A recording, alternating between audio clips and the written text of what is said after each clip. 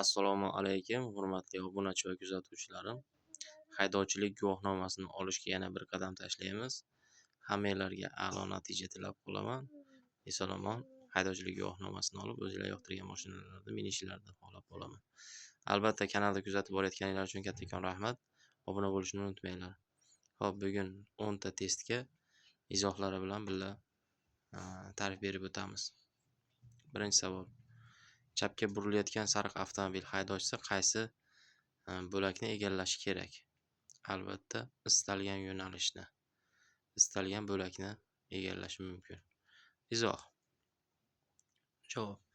YHQ 9-bobi 57-bandi burilish shunday amalga oshirish kerakki, bunday qatnov qismlarining kesishmasidan chiqayotgan transport vositasi qarama-qarshi yo'nalishdagi harakat bo'lagiga o'tib ketmasligi kerak. Unga burilayotgan transport vositasi iloji boricha qatnov qismining o'ng tomoniga yaqinroq harakatlanishi kerak. Xo'p, javobimiz istalgan bo'lakni belgilash kerak. Xo'p.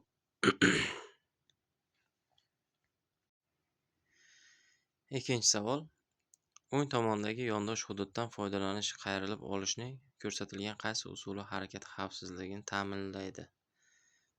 Faqat chap tomonga. Javobimiz izoh. Faqat chap tarafdagi suratda siz yondosh hududdan chiqish vaziyatini to'liq nazorat qila olasiz. O'ng tomondagi suratga yo'lga orqa tomoni bilan chiqish siz uchun nisbatan xavfli, chunki yo'lni harakat qismi orqa bilan harakatlanyapsiz. Shu bilan bir qatorda ko'rinish maydoni cheklanadi. Rasmga e'tibor berib qo'yamiz.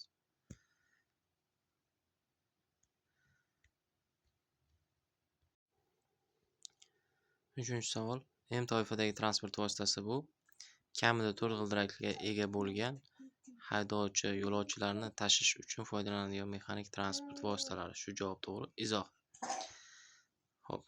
YHQ 3-ilova 722 bandi M toifasi kamida 4 g'ildirakga ega bo'lgan va yo'lovchilarni tashish uchun foydalanadigan mexanik transport vositalari, jumladan M1 toifasi yo'lovchilarning tashish uchun foydalaniladigan haydovchining o'rindig'idan tashqari o'rindiqlar soni 8 tadan oshmaydigan avtotransport vositalari, M2 toifasi yo'lovchilarni tashish uchun foydalaniladigan haydovchining o'rindig'idan tashqari o'rindiqlar soni 8 tadan ortiq va keng katta vazn 5 tonnagacha bo'lgan avtotransport vositalari, M3 toifasi yo'lovchilarni tashish uchun foydalaniladigan haydovchi o'rindig'idan tashqari o'rindiqlar soni 8 tadan ortiq va eng katta vazni 5 tonnadan ko'p bo'lgan avtotransport vositalari kiradi.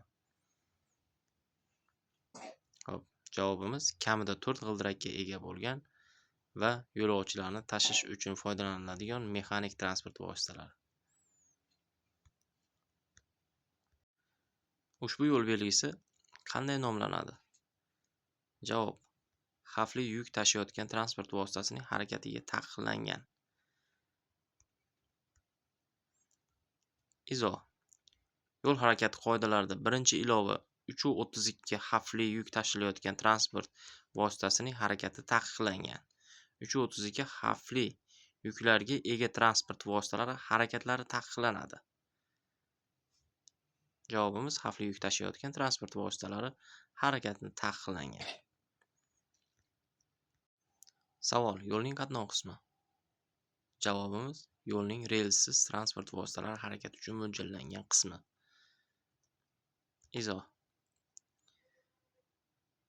Yo'l harakati qoidalari umumiy qoidalar qatnov qismi yo'lning relsiz transport vositalari harakati uchun mo'ljallangan qismi deb ataladi. 6. Qaysi rasmda avtomobil haydovchisi yuk tashish qoidalarini buzyapti? Albatta, A javob. Izoh. Yo'l harakati qoidalari 27-bobida 63-bandi transport vositasini gabaritlarini oldi yoki orqa tomonga 1 metrdan yon tomonga gabaritlari chetki qismi 0,4 metrdan ortiq chiqib turgan yuk katta o'lchamli yuk tanishlik belgisi bo'lgan belgilanishi sutkaning qorong'i vaqtida va yetarlicha ko'rinmaydigan sharoitda esa bunga qo'shimcha ravishda oldi oq rangli chiroq yoki yorug'lik qaytargich, orqasi esa qizil rangli chiroq yoki yorug'lik qaytargich bilan belgilanishi kerak. Javobimiz A javob. Chorrahani oxirgi bo'lib qaysi transport vositasi kesib o'tadi? Qizil avtomobil. Javob: qizil avtomobil. Izoh: yo'l harakati qoidalarining 16-bobi 105-bandida teng ahamiyatga ega bo'lgan yo'llar kesishga chorrahalar relsiz transport vositalarining haydovchisi o'ngdan yaqinlashayotgan transport vositalariga yo'l berishi shart. Bu qoidalarga tramvay haydovchilari ham o'zaro amal qilishlari kerak. Yo'l harakati qoidalari 16-bobi 107-bandida chapga burilish yoki qayrilib olishga relsiz transport vositasining haydovchisi teng ahamiyatli yo'lda qarama-qarshi yo'nalishdan to'g'ri yoki o'ngga harakatlanayotgan transport vositalariga yo'l berishi shart. Bu qoidalar tramvay haydovchilari ham o'zaro amal qilishlari kerak. Javobimiz qizil avtomobil. Haydovchi yo'lning relsiz transport vositasi harakatlanayotgan bo'laklar sonini belgilaydigan chiziq yoki yo'l belgilari bo'lmasa, bo'lak sonini qanday aniqlash kerak? Xo'p, qatnov qismining kenglik transport vositasi orasida zarur yonlanma oraliq masofa ularning gabarit o'lchamlari hisobga olingan holda o'zi aniqlaydi. Javob: izoh: yo'l harakati qoidalarining 10-bobi 64-bandida relsiz transport vositalari harakatlanayotgan tasmalar soni, chiziqlar va yoki 581, 582, 587, 588 yo'l belgilari bilan belgilanadi. Bunday chiziqlar yoki yo'l belgilari bo'lmasa, haydovchilar harakatlanish tasmalari sonini, qatnov qismini, kengligini, transport vositalari orasidagi zarur yonlanma oraliq masofani va ularning gabarit o'lchamlarini hisobga olgan holda o'zlari aniqlaydilar. Bunda harakatlanish ikki tomonlama bo'lgan yo'l qatnov qismining chap tomoniga yarmi qatnov qismining joylariga kengayishlari, sekinlashish va tezlashish tasmalari, balandlikka ko'tarilishdagi qo'shimcha tasmalar, yo'nalishli transport vositalarini to'xtash joylariga kengayishlarini hisobga olmagan holda qarama-qarshi yo'nalishda harakatlanish uchun mo'ljallangan deb hisoblanadi. Bu aytgan 587, 582, 582 bo'lak znaklari.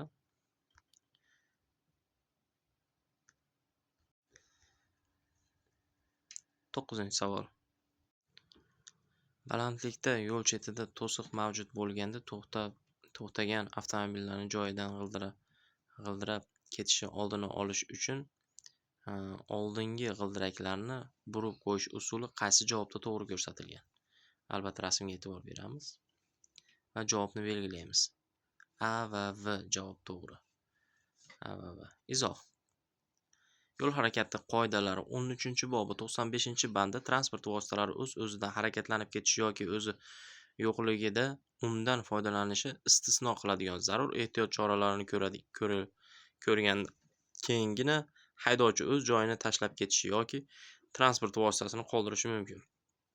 Qiyalikda avtomobilni nazarda tutilgan g'ildirab ketishi oldini olish uchun avtomobil g'ildiraklarini nishaplik tomon yo'l cheti tosh bordyuriga burib tirab qo'yish A va aksincha orqa g'ildiraklarni ketishini oldini olish uchun oldingi g'ildiraklarini orqa tomon tosh bordyurga taqab qo'yish B V avtomobilni joyidan qo'zg'atmaslik qo'shimcha choralari bo'lib xizmat qiladi.